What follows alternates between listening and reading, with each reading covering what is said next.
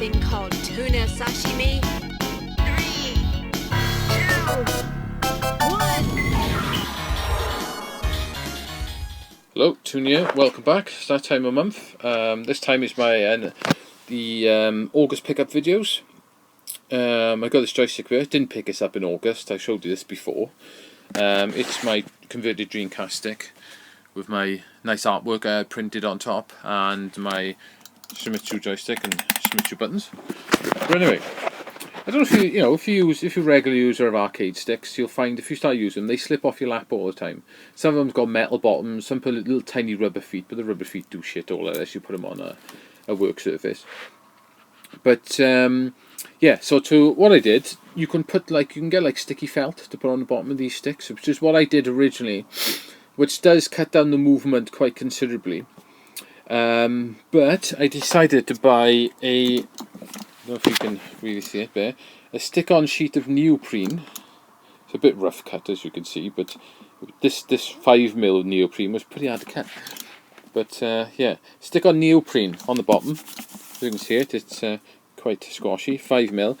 Right, with this stuff on, you put this joystick on your lap, and it does not move at all. So like if I put it right here, as you can see, and then I try moving now with my finger, and literally I can hardly move it. You can see the pressure on my finger and put it on it. This stuff is awesome. So if you guys have got a joystick that you're having problems slipping off your lap when you're playing fighting games or whatever you're doing, buy yourself a strip of neoprene. Preferably 3mm and above. 5mm is quite nice, but 3mm works quite well as well.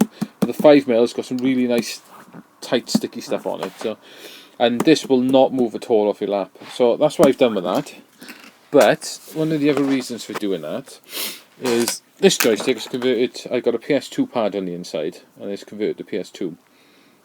The reason for that is all my joypad converters for my other consoles are all PS2, so I can use my joystick on pretty much everything I've got, which is handy. But what I find with this is, every now and then, this will cause my converter to auto-fire all the buttons, which is a bit strange. And you've got to keep unplugging it and put it back in, and sometimes then it'll stop doing it. So it's a pain in the ass. But what I did with my other joystick, I bought a circuit board from China, which I'll show you now. You buy these from China. These are zero lag gaming circuit boards. This one you can see does PS2, PS3 and PC, same as my F1. It's well useful.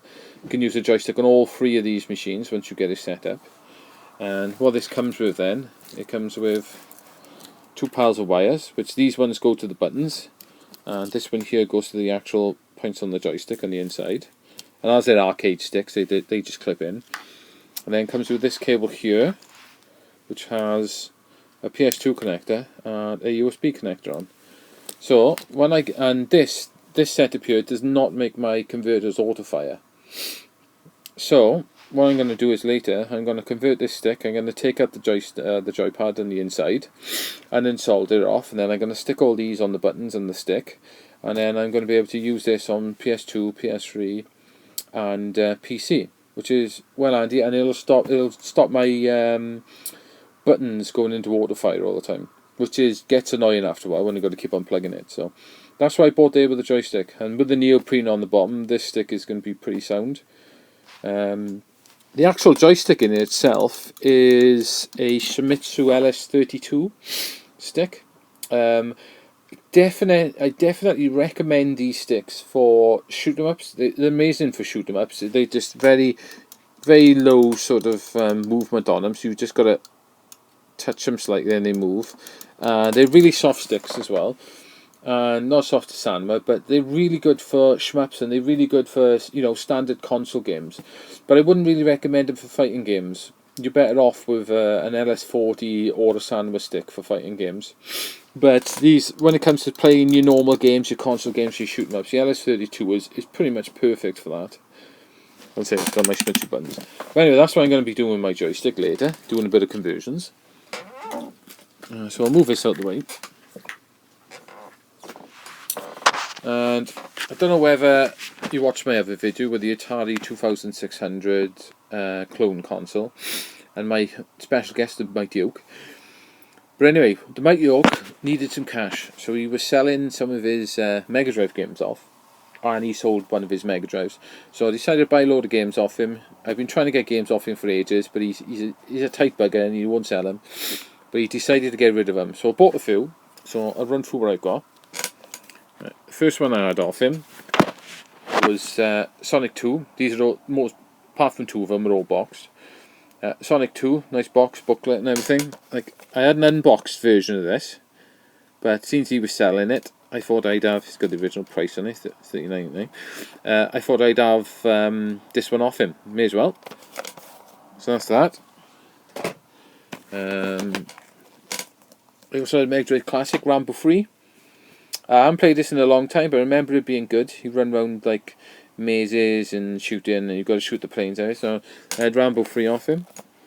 Pretty nice as well. Like I say, all boxed, nice condition. Got the booklets.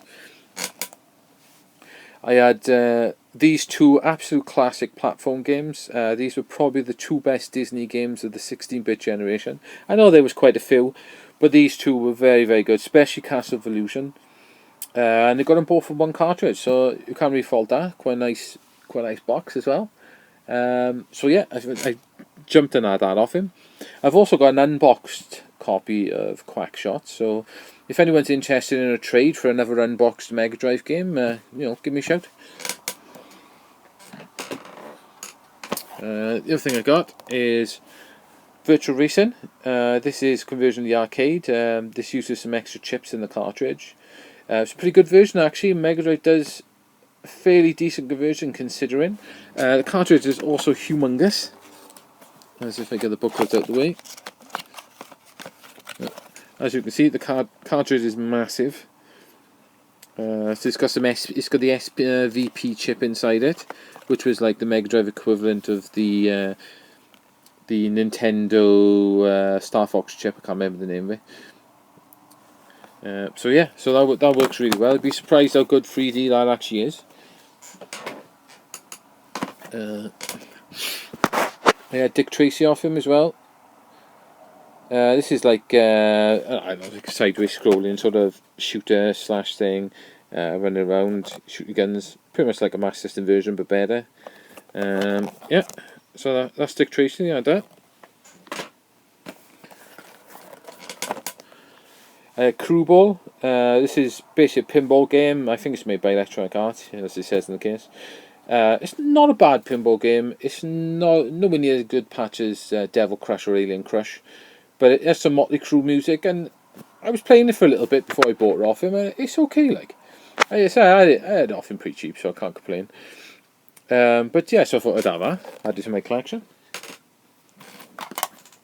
It also had Gauntlet 4. I had this before and sold it, but I thought I might as well get it back. This has got the original 4-player Gauntlet game on it, plus it's got like an adventure mode, which is the Gauntlet 4 mode. I feel like Gauntlet can't really go far wrong, to be honest. That's pretty cool as well.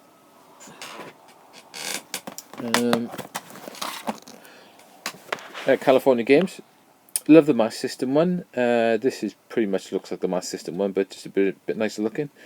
Wouldn't have necessarily gone up my way to buy the Mega Drive one, but since he was selling it, I thought I'd have it. I had two unboxed games off him. I had Alex Kid, the original one. Not fantastic. Alex Kid and Shinobi World is definitely the best Alex Kid game. But yeah, I had that off him as well. And I had Whip Rush, which is a pretty much rather unknown Mega Drive shoot 'em up, made by Renovation Games, which made some classic games. I know they're not considered the best gaming company in the world, but in the 90s they made some really good games, like, and they may not have been the best graphically looking games, or some maybe not the best playing games, but they were good, like, and they made quite a lot of games in Japan I love, like. So yeah, I had Whip Rush. So that's the Mega Drive games. Like I say, this month I did a bit of selling of some of the double consoles I had. Just sort of pruning my collection down a bit, because I had a few doubles of things, and so I've sold a few of that stuff off. I'd done a few trades on a few games or whatever, and I sold a few bits and bobs here and there, so I bought a couple of things. So I went a bit mental and I bought myself another compact upscaler Frememeister XRGB Mini. I got the other one plugged into my 32-inch telly. With all my consoles plugged into it. This is how I do my videos through one of these. This unit upscales old consoles, like 240p images, whatever, to up to 1080p, and adds scan lines back in, and looks fantastic. They are quite expensive. You're talking 2 to 250 quid. You can only buy them in Japan, but I had this on a pretty good deal, so I can't complain. So I bought another one of these. I know it seems I am mental, but if anyone asks. But this one is, I do some gaming around my PC. I got a lot of stuff plugged into my PC monitor, and I got my old scaler and everything there as well. So this is a replacement for my old scaler, and this will be plugged permanently into my PC monitor, which will allow me to plug my PC Engine Duo in, which is always connected to my PC monitor, and whatever else I want to plug in it. And can't fault it, picture's fantastic. So a bit of blue tack and leave. Yeah. So I bought another one of them. Very, very nice. I would, definitely check out my videos of the Frememeister, and if you're interested in that type of thing, you cannot go wrong with buying one of these things. So that means my old scaler, which is this beast by here, which is a Centaur Pro. This one is quite interesting because it's got two SCART sockets, RGB. It's got your composite in, and it's got your S-Video, and it's a HDMI switch box. It's no longer needed. So, if it doesn't play Mega Drive. Mega Drive's a bit funny with scalers. I don't know why. It does in 50 Hz, but it doesn't in 60. Same with the SNES. It'll play 50, I think, but not in 60. But my PC Engine works in 60. My Saturn works on you. The PlayStation works on you. So, if anyone's interested in an upscaler, which does a reasonable job, it upscales to 1080i. It's not as good as the Frememeister, but what is, to be honest. But it does a reasonable job of what it does, and if you've got old video players or DVDs, it'll be perfect for that as well. And it's a HDMI switch box. So, if anyone's remote control. If anyone's interested in doing me a trade or something, you know me, I'm into gaming, anything PC Engine, Mega Drive, something like that. If anyone wants to do a trade on it, let me know. It's quite a heavy unit, but quite nicely made, all metal as well. I've had this for quite a while, but I'm replacing it now with a Frememeister. So, that's that. Anyone interested, let me know. A few other things, as you can see, I picked up quite a few things this month. A few other things I picked up is Fantasy Zone, the Sunsoft version for the Famicom. Pretty cool version of Fantasy Zone. Pretty much just as good as the Master System version, if a little bit better, to be honest. Cool music on it. That's pretty good. As the Mega Drive games as well, I paid like 35 quid for the lot, so I can't argue with that. These, I picked up £5 for free Sunsoft games, so I had that. I had this game here, which I have no idea what it's called, which is a rather bizarre sort of character running around beating people up. Really odd game, so I had that as well.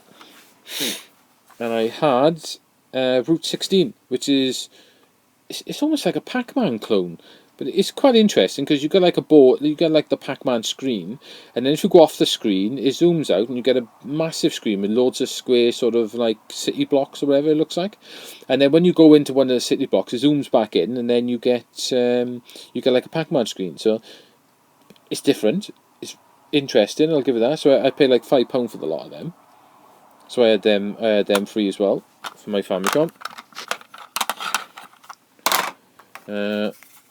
I also bought that. This one cost me like £3.25 delivered, and this is Kataro something Kataro, platform game, but a sort of like Demon Boy thing. I haven't actually played it yet, so it looks pretty cool though. So I had that as well. And then the last amount of stuff I had, I bought a few PC Engine games. I bought Bond's Adventure or Juko something. This is a pretty cool platform game. Basically jump around the land, firing balls and that. Very Japanese looking. So I bought that as well. Always wanted this on the PC Engine and never had it. So I had Bonds Adventure. I also had Motor Roader 2. I got Motor Roader, which is a pretty good game. But Motor Roader 2 is better. Track's a bit more futuristic looking. So I had that as well. That's pretty cool. I also had Fantasy Zone on the PC Engine. Never sort of liked this that much. I'd only really sort of played it on emulator, and the controls seemed laggy, and it just didn't seem that great. So I didn't like it, but I thought I had it reasonably cheap, so I thought I'd pick it up and give it another go. And I take it all back. The PC Engine version is really nice. On the actual machine itself, it's really nice. Like, it's much better than the Master System version and the NES version. It's quite similar to the arcade. It's really good. Like, you've got a PC Engine, you like Fantasy Zone, pick it up, definitely. And then this game, which I've been wanting for a long time, and it tends to be quite expensive to get hold of, is PC Denjin, which is the PC Kid side-scrolling shooter. A boxed version of this will run you back about 50 quid. So I didn't quite have the money for the box version, which would have been nice. So I bought an unboxed version. It cost me 25, and I was with the postage as well. It was 25 quid. So a lot really for it, but not that expensive. You know, you normally see unboxed versions of this going for 30 quid plus postage. So, and I have been playing it quite a bit, it is pretty wicked, and I will do a video on this as well to show you it. So that's pretty much my pickups for this month. Like, the other thing I will say is I do have a spare copy of Motor Roader on the PC Engine. It's unboxed, but if anyone's interested in a copy of Motor Roader, they'll swap me another PC Engine game unboxed or something for it. Contact me. So anyway, guys, that's my pickups for this month. As you notice, I've got quite a lot of stuff, actually, to be honest. So next month, though, I've got a few things on order. Not much, just very small things. So I'll have them to show you next month. And so I won't be buying much next month, as next month is Eurogamer. So hopefully I'll be getting a phone out, and I'll be doing some videos on Eurogamer, and I'll get them stuck up on my site as well. So perhaps I'll do a tour of Eurogamer, go around and show you some of the stuff, and we'll see what we can do. I'll see what I can get going. And then 2 weeks after that, I got Play Expo, so I'll do the same for Play Expo as well. We'll have a tour of Play Expo, and I'll show you some interesting stuff. So hopefully those videos will go well, so I won't be buying a huge amount, and then see what happens then in the future. So hope you enjoyed the video, guys, and I'll see you next time.